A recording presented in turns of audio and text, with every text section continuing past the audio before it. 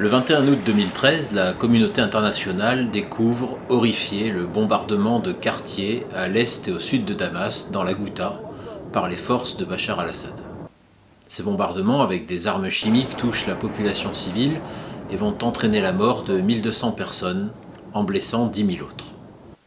Ce n'était pas le premier bombardement de Damas, ni le second d'ailleurs. Le premier, il a eu lieu en 1925. Et c'est alors l'armée française qui a bombardé la ville.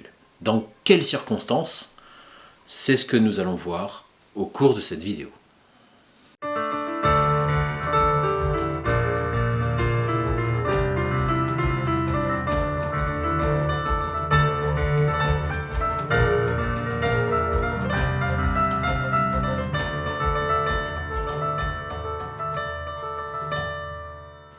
Bon, pour commencer, il faut que je vous présente rapidement la communauté druze parce qu'elle va être au cœur de cet épisode. Le nom druze vient de Al-Darazi, un prédicateur venu depuis l'Égypte au Liban au début du XIe siècle.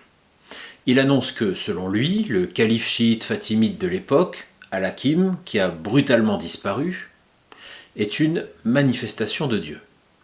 La doctrine religieuse des Druzes est une ramification du chiisme ismaélien qui repose sur les piliers suivants. Pas de mosquée, mais des maisons de prière, les ralvas, une prière commune le jeudi soir à laquelle n'assistent que les initiés, la pratique de la monogamie, la croyance en la réincarnation qui, selon les Druzes, n'existe qu'entre membres de la communauté druze, l'interdiction de se marier en dehors de la communauté. Jugés comme hérétiques par les autres musulmans, les Druzes vivent isolés dans les montagnes du Liban jusque dans les années 1860. Après avoir perpétré un massacre des chrétiens maronites, leurs voisins, massacre qui les expose à la menace d'une intervention française, les Druzes se déplacent vers le Djebel à l'intérieur des terres. C'est un haut plateau fertile au sud-est de Damas et aussi une forteresse naturelle. Au nord, le Djebel est protégé par un champ de lave très accidenté, le Ladja. Au sud, le territoire druze s'appuie sur la frontière avec la Transjordanie, que les Français ne peuvent approcher au risque de créer un incident diplomatique avec leurs voisins anglais. Ils ont la réputation d'être d'excellents combattants et de très bons tireurs. La société du Djebel est une société féodale. Le chef politique des Druzes est l'émir. Les Ottomans les ont exemptés de l'impôt et du service militaire, et leur exemple a été initialement imité par les Français. Les Druzes n'ont pas beaucoup de sympathie pour Faisal, c'est un bédouin venu du désert qui n'a rien de syrien pour eux. Toutefois, derrière lui se profile l'Angleterre et la promesse de l'indépendance et de l'unité arabe. Deux clans se forment alors dans la communauté druze. L'un, dirigé par les membres de la famille Atrache de Soueïda et de Salkad, soutient Faisal et l'Angleterre. L'autre camp, plus nombreux, regroupé autour de Fares Bey al-Atrache et des chefs religieux, ne veut pas être soumis à Damas et soutient la France parce que les premiers contacts menés par Georges Picot permettent d'espérer que le Djebel druze bénéficiera d'une large autonomie. Le 4 mars 1921, Robert Dequet, délégué du général Gouraud, et le chef religieux druze Mahmoud Abou Fakr signent un accord qui marque la création d'un émirat du Djebel druze, bénéficiant d'une large autonomie administrative au sein du mandat français sur la Syrie. Un chef d'État, élu pour 4 ans, est assisté par un conseil élu. Peu après, Selim Pacha el-Atrache devient émir du Djebel et chef de l'État druze, au grand déplaisir de son ambitieux cousin, Sultan Pacha el-Atrache, partisan d'Abdallah de Transjordanie. Le 23 juin 1921, le général Gouraud est en tournée officielle dans le sud de la Syrie quand sa voiture croise un groupe d'hommes revêtus de l'uniforme des gendarmes syriens sur la route de Quneitra dans les monts du Golan. Ces derniers ouvrent le feu dès que le véhicule les a dépassés et tuent un lieutenant français, interprète de Gouraud, alors que les autres passagers sont indemnes. Le gouverneur de Damas, Akibey el-Azam, est légèrement blessé. 3 balles ont transpercé la manche vide de Gouraud qui est manchot. Son jeune représentant à Damas, Georges Catroux, qui l'accompagne, est lui aussi miraculeusement indemne. Les agresseurs disparaissent aussitôt. Ils trouvent asile dans la Transjordanie voisine, sous mandat britannique. Quelques mois plus tard, le chef de la bande est identifié. Il s'agit d'un chiite libanais, Edhem Kandjar, qui, un soir de juillet 1922, reçoit l'hospitalité chez Sultan Pacha El Atrache, au village de Creyé, au sud de Soueïda. D'où vient l'information ? De Salim El Atrache, le gouverneur que le haut-commissaire Gouraud a installé dans le Djebel Druze. Il vient de désigner son cousin et rival, Sultan El Atrache.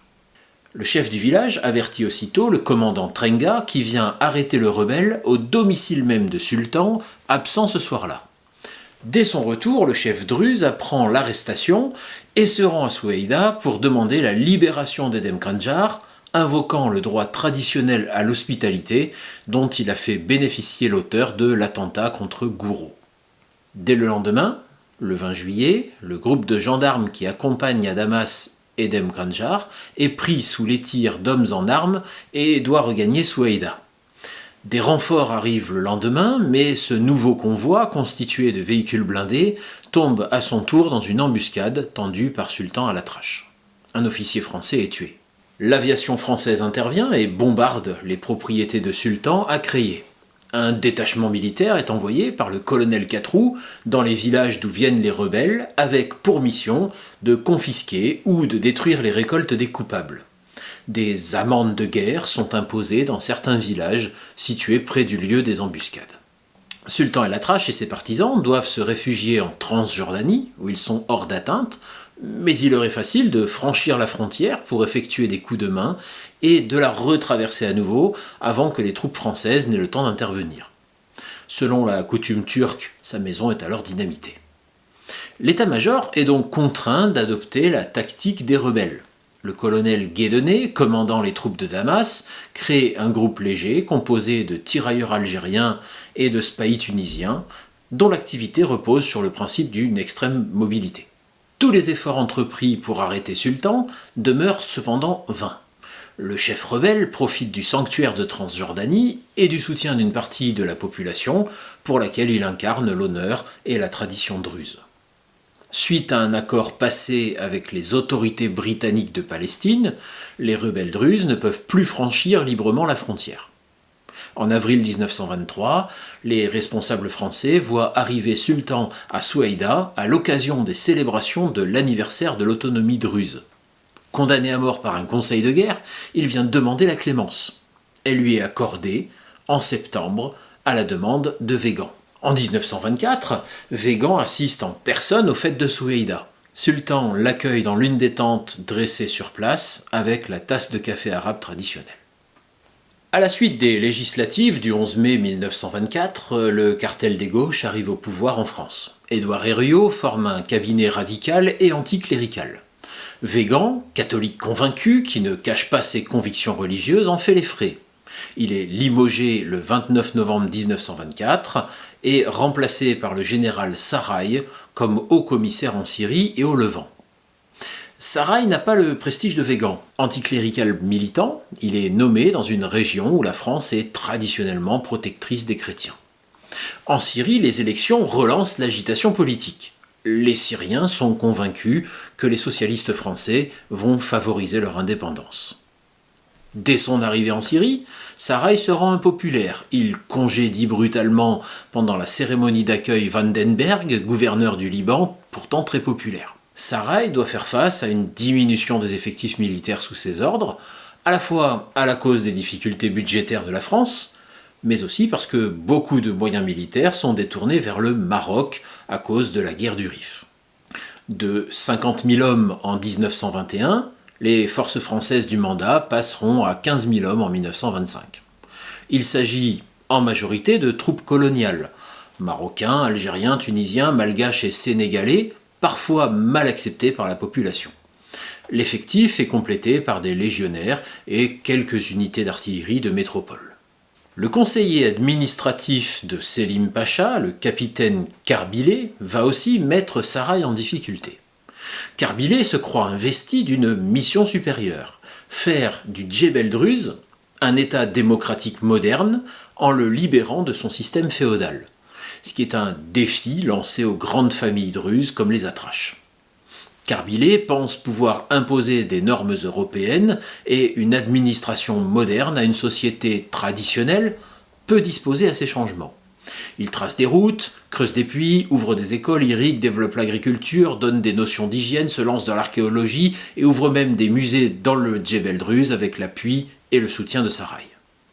Peu à peu, Carbilé devient le patron, celui que les habitants viennent consulter, ce que ne peuvent tolérer les grandes familles qui voient leur influence diminuer en même temps.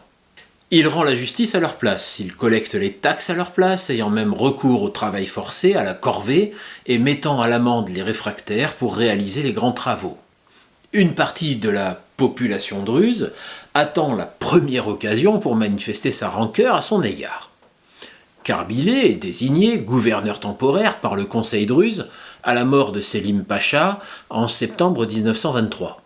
Les grandes familles sont tellement divisées qu'il leur a été impossible de désigner un gouverneur druze comme prévu par l'accord franco-druze de mars 1921.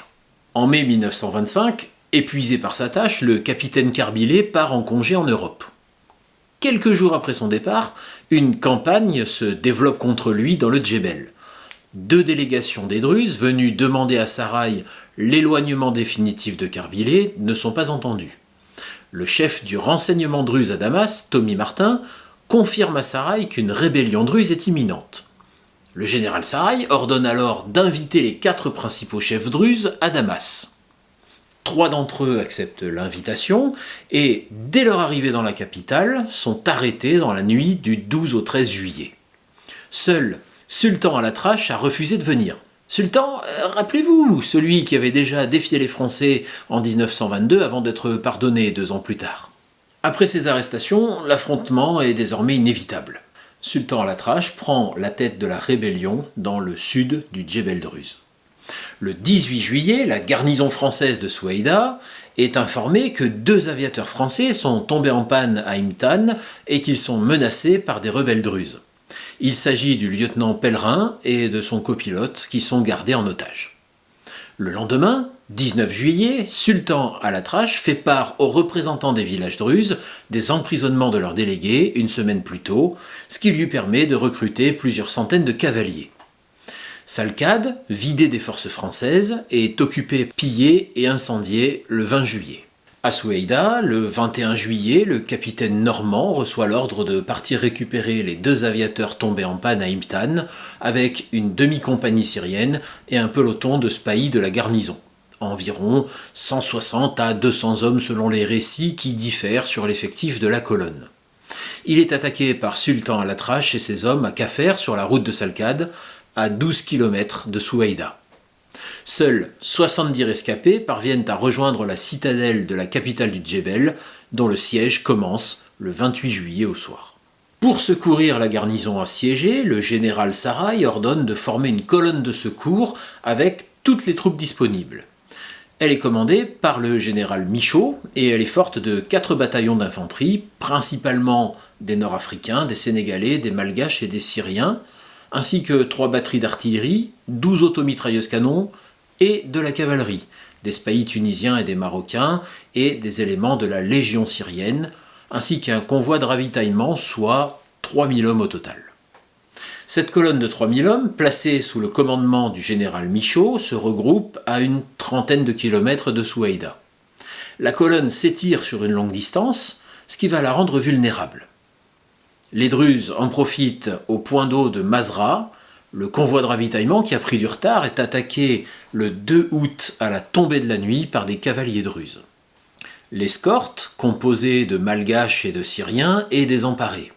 Sultan Al-Atrache s'empare d'une batterie d'artillerie, de plusieurs centaines de fusils, d'une grande quantité de munitions et de l'ensemble du ravitaillement. Les rescapés réussissent à regagner leur base le 3 août. La colonne a perdu 800 hommes, morts, blessés, prisonniers et déserteurs.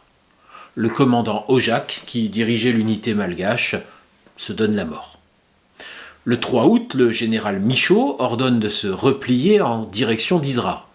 Le général Sarraï s'attendait si peu à un tel échec qu'il a laissé un bataillon de tirailleurs marocains quitter Beyrouth pour le Maroc le 30 juillet. Pour les chefs druzes et les nationalistes syriens, la victoire de Mazraa est la revanche sur la défaite de Maïsaloun que nous avons évoquée dans le premier épisode de cette série. Les journaux français ignorent ces événements car ils sont alors concentrés sur l'offensive du Rif au Maroc et sur l'expédition Citroën Centrafrique dont les voitures à chenilles souples parviennent à atteindre Tananarive. L'opinion publique française finira par être informée de la défaite par les journaux britanniques. Alors que les rares déclarations du Haut Commissariat disent que tout est calme dans le Djebel Druze, plusieurs centaines de Bédouins venus de Transjordanie sont entrés en Syrie. Des villages ont été pillés et l'aviation effectue chaque jour des bombardements. À Souaïda, la garnison, toujours assiégée, doit être ravitaillée par parachutage. Les Druzes, fait nouveau, ne sont plus isolés.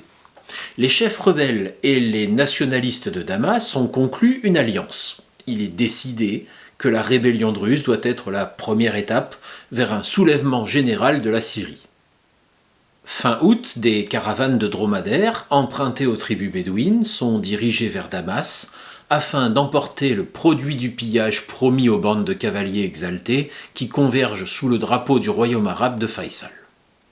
À Paris, le gouvernement, déjà préoccupé par la situation au Maroc où le maréchal Pétain se rend une seconde fois, s'inquiète des répercussions possibles des événements de Syrie sur l'Afrique du Nord.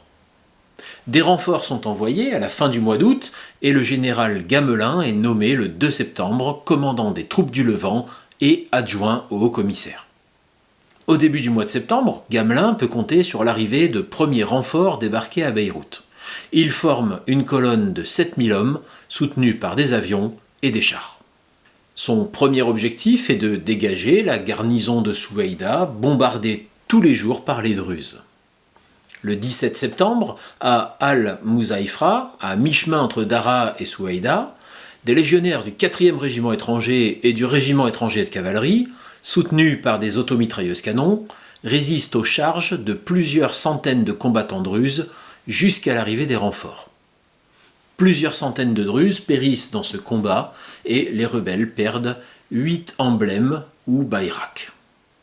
C'est seulement le 24 septembre que la colonne Gamelin parvient à Souaïda après une série de combats et délivre les 700 hommes de la garnison assiégés depuis le 25 juillet. Les troupes françaises évacuent ensuite Souaïda le 26 septembre. Les rebelles druzes en reprennent immédiatement le contrôle. Face à une guérilla pour laquelle l'armée du Levant se montre le plus souvent inadaptée et au risque de manquer de ravitaillement à la mi-octobre, les troupes françaises évacuent finalement le Djebel Druze. À la fin de l'année 1925, les groupes armés montants du Djebel Druze s'installent dans la Ghouta pour inciter Damas à se soulever à partir du quartier populaire de Meydan qui jouxte les jardins au sud de la cité. L'atmosphère se tend dans Damas alors que le général Sarraï décide d'exposer en public les cadavres de supposés rebelles le 15 octobre sur la place El Merdjeh. Des opérations de police sont lancées à Damas et dans ses environs et plusieurs centaines de personnes sont arrêtées. Quelques villages sont incendiés et détruits pour semer la terreur. Le dimanche 18 octobre, les magasins sont fermés et les rues presque désertes quand une forte bande de rebelles réussit à pénétrer dans plusieurs quartiers de la capitale, reçoit le renfort d'une partie de la population et se dirige vers le palais Azem, siège de l'autorité française en Syrie, près de la grande mosquée des Omeyyades, où réside le général Sarraï. Les soldats français trouvent refuge dans la citadelle. Sans prévenir la population, le commandement français décide dans la soirée de tirer des salves d'artillerie en guise d'avertissement contre le quartier Meydan, qui a fait cause commune avec les rebelles et qui a été évacué par les forces de l'ordre. Le lendemain, 19 octobre, le palais Azem est envahi, pillé et partiellement incendié. Plusieurs quartiers sont en flammes, les pillages se multiplient et la population s'empare d'armes et de munitions. Le général Gamelin donne alors l'ordre de bombarder la ville.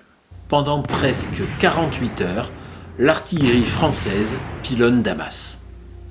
L'intervention de notables musulmans et chrétiens auprès du général Gamelin met fin au bombardement d'artillerie le 20 octobre, mais seulement lorsque les représentants de la ville auront accepté de payer une amende collective de 100 000 livres et de remettre 3 000 fusils. Conséquence du bombardement de Damas par l'armée française, une vague de protestations s'élève contre la France à l'étranger, en particulier dans le monde musulman. Le gouvernement français ne peut plus continuer à défendre le général Sarrail. Une campagne de presse se développe contre lui, réclamant sa démission. Ainsi, Le Temps écrit le 29 octobre 1925 que le haut-commissaire Sarrail semble actuellement débordé par les difficultés auxquelles il a à faire face. Plus encore que l'expédition de renfort à laquelle on se livre en ce moment, l'envoi en Syrie et au Liban d'un haut-commissaire mieux adapté à ses fonctions s'impose. Le 30 octobre, Sarrail est rappelé en France. Le 6 novembre, Aristide Briand annonce que le gouvernement a décidé d'envoyer en Syrie un civil, Henri de Jouvenel, sénateur de la Corrèze, qui a déjà représenté la France à la Société des Nations. C'est une personnalité connue, éditorialiste du journal quotidien Le Matin, qui a divorcé l'année précédente de l'écrivain Colette. Cette nomination de Jouvenel ouvre la voie à un règlement politique de la crise. Jouvenel commence par se rendre à Londres le 19 novembre 1925, car Sarrail et une partie de l'opinion française ont ouvertement soupçonné la Grande-Bretagne d'être impliquée dans les événements de Syrie. Il obtient de Sir Austin Chamberlain, secrétaire au Foreign Office, que Sultan ne puisse plus trouver refuge en Transjordanie. Jouvenel quitte ensuite Marseille le 24 novembre pour le Caire, où il veut rencontrer les dirigeants du Congrès syro-palestinien. Pour lui, ce sont eux qui ont, depuis le Caire, pris la direction du mouvement contre la France. Le seul résultat de ces entretiens sera la demande formulée par les membres du Congrès syro-palestinien de voir la France renoncer à son mandat et quitter immédiatement la Syrie. Henri de Jouvenel débarque enfin à Beyrouth le 2 décembre 1925. Des combats viennent de se dérouler au Liban, dans les régions druzes de Rachaya et Asbaya, et à Marjayoun. L'état d'urgence a été proclamé dans la région de Damas et dans le Oran fin novembre à cause de la présence de bandes rebelles et de pillages. L'oasis de Damas est toujours aux mains de la rébellion. Toute la région est le théâtre d'une guérilla qui, chaque nuit, voit les postes français harcelés sans avoir les moyens de poursuivre les opposants. Pendant ce temps, les militaires planifient et préparent les opérations pour le printemps.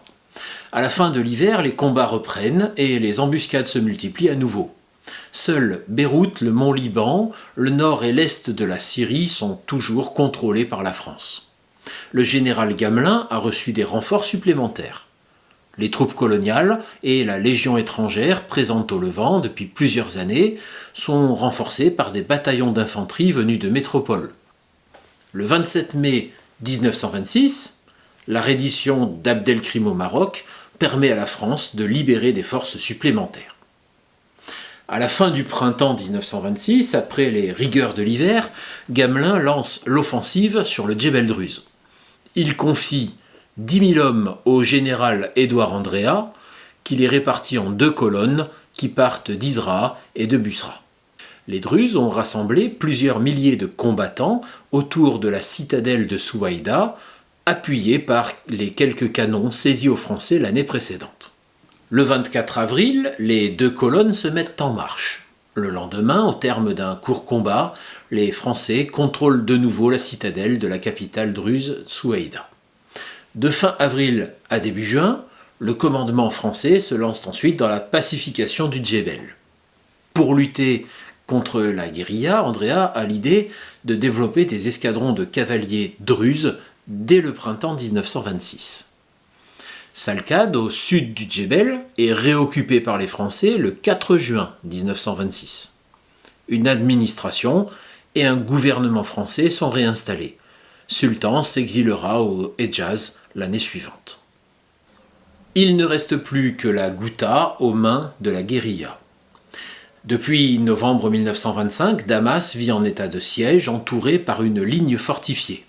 Dans la Ghouta, les insurgés ont organisé une administration et un système de défense efficace.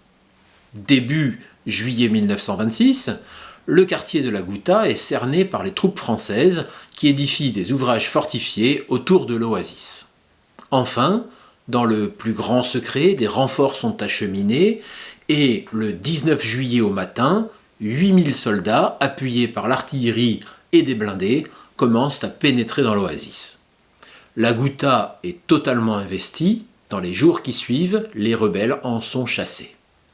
La chute de la Ghouta met un terme à la révolte druze. La poursuite des groupes rebelles qui continuent le combat se prolongera jusqu'en mars 1927 avec des troupes régulières et les escadrons druzes. La grande révolte syrienne est à présent terminée. En conclusion, 2 ans de rébellion n'ont apporté aux nationalistes et aux druzes ni l'unité, ni l'indépendance, ni le départ de la France. 3 hauts commissaires se sont succédés sans que la mission donnée par la SDN à la France n'ait progressé.